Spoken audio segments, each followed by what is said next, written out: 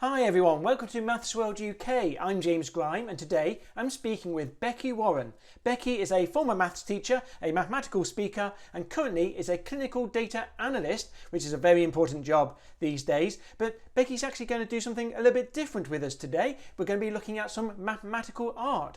Becky's going to show us a mathematical design for you to explore at home. It's fairly simple stuff. All you need is pen and paper. It's kind of relaxing, but there's some mathematical ideas for you to explore as well. But I started our conversation by asking Becky how she was coping in lockdown. Okay, actually, yeah. I mean, I've been keeping myself busy, doing lots of things at home, which is, the norm these days. And one of the things that's been keeping me going has been like some mathematical art, which is, really Yes, I've noticed you've been doing mathematical art. Is this something that you've developed a new interest in during lockdown, or was this something you always did? I've I've always been quite interested in it, but like normal times, I just never had enough time to do it. There's always too many other things out of the house to do. But this has been a really great opportunity to, really focus on it, spend some time on it, and it's distracted me from all the other things, which is great. And I believe you're going to show us some of your art today. Is that right? Yeah, absolutely. Yeah, I've got something in mind to share with you, so I'm So are quite you going excited. to teach me how to do some mathematical art? Yeah, if that's okay. Yeah, I was going to. All right. Okay. So what do I need? So to do this, I thought I would go for something quite simple with a few items that we need today. So a pen and a piece of paper, and if you've got it, squared paper would be good. What we're going to be doing is we're going to be looking at a kind of tessellation, and it's one of my favourite ones. We use a shape. Actually, I'm gonna show you what we're going to use. So we're going to use the L-shaped triomino. So here it's just basically, an L shape made up of three squares. So it just looks like that. So that's the shape we're going to tessellate. And I love it because it tessellates in so many different ways. So what we could do is we could just, slot two of these together and make a rectangle and tessellate that one quite easily. That'll be easy to tessellate the whole plane with infinitely. But actually, it's really beautiful because it actually tessellates in other ways as well. So we're going to look at some of the other ways today. So would you like to draw for me an L-shaped, we're going to call them an L-shaped triomino because it's like a domino but with made of three squares, so a triomino. So that's your basic tile shape. So just draw me one of those first. Okay, I've done that. And now what we're going to do is we're going to draw one that's twice the size. So to draw my first L, it was one square, one square, one square, one square, and then two squares, two squares. So I'm going to draw one that's twice the size.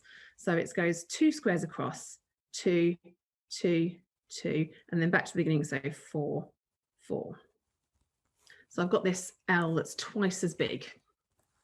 I'm going to copy you and do the same. Now the fun bit here is we can tile this larger one with four smaller ones. So we can fit four of the smaller shapes inside the larger one. So that's the first mathematical challenge. Do you think you can figure that one out? I think I can figure this one out. I think I can, so I'll try it then. Yes, please. Okay, so I think, yeah, I think I've got it. Okay, so I'll show the camera my solution. Oh, yeah, lovely. That's a good one. Yeah, yes, Yeah. absolutely. So so we kind of have, one in the middle there, and then we've got three round the edge.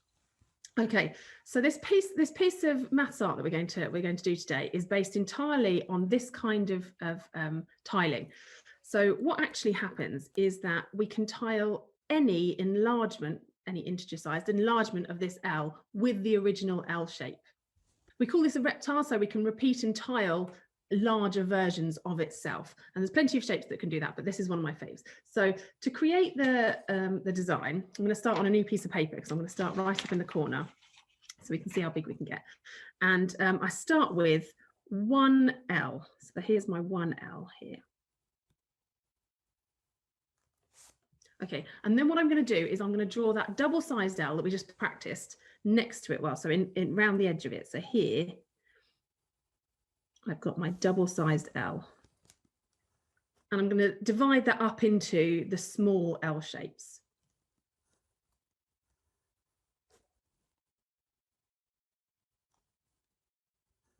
Yeah, I've done that. Okay, now what we're going to do is we're going to just continue doing this across the whole page. So what we're going to do is we're going to double the size of our L again and draw another one. So last time it was, we had double size. So double again gives us, so we're going to draw 4 across here and then 4, 4, and then 4 down here and all the way back up to here. So this one is 4 times the size, and we've got to fit 16 small L's into this larger size. Any thoughts on how you might approach that?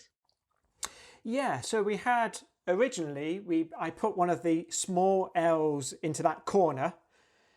So I'm just going to put one of those double-sized into the corner of this 4x4 size one. I think I know what you mean. Do you see what I mean? I think so. Show me and let me know. Okay, so let me try this.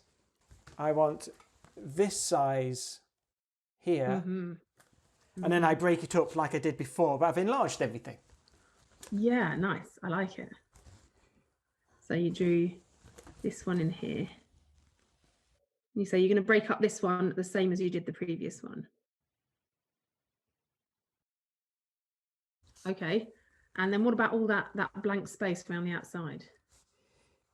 So I'm going to fill those in with my medium-sized triominoes, and then break those up into the small triominoes.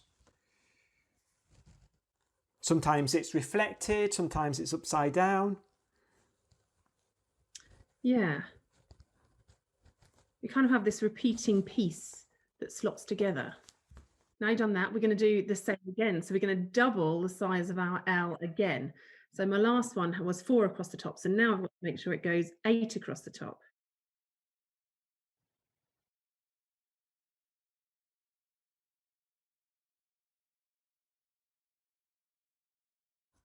Yeah. So do you think you can fill that with the small L's?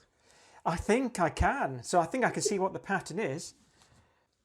So yeah, so basically this is the concept, this is the structure of all the future designs we're gonna do with this. So yeah, so we fill it up with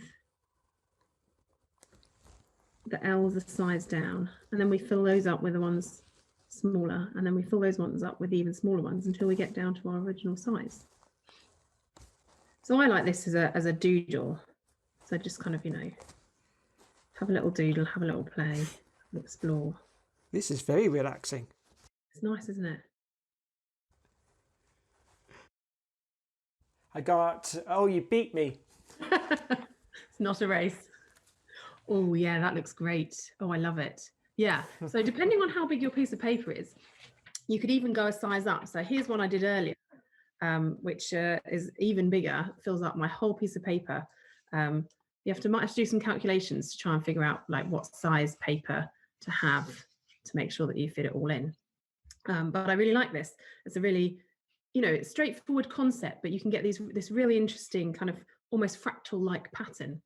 And then, you know, once you're happy with the pattern, there are different ways of moving forward with it. So, for example, I had quite a lot of fun colouring in different patterns. So here we go. We're back to the slightly smaller size, but I chose to highlight different aspects of the structure within these different colorings. This coloring on the left here, I managed to find a coloring such that you only needed 3 colors to color it, and none of the colors touch themselves.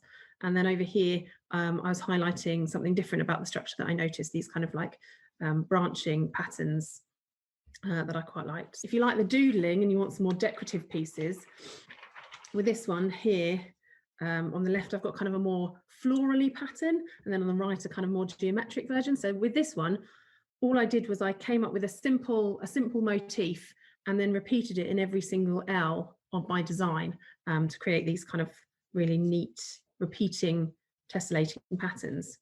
And then the last thing I wanted to show you was another colouring version. And in this one, I stuck to just the L shape, so it's not the full design. But here we can see that you don't have to make every single L the smallest L possible. You can randomly leave some as larger ones. So I had some fun exploring colouring in of those.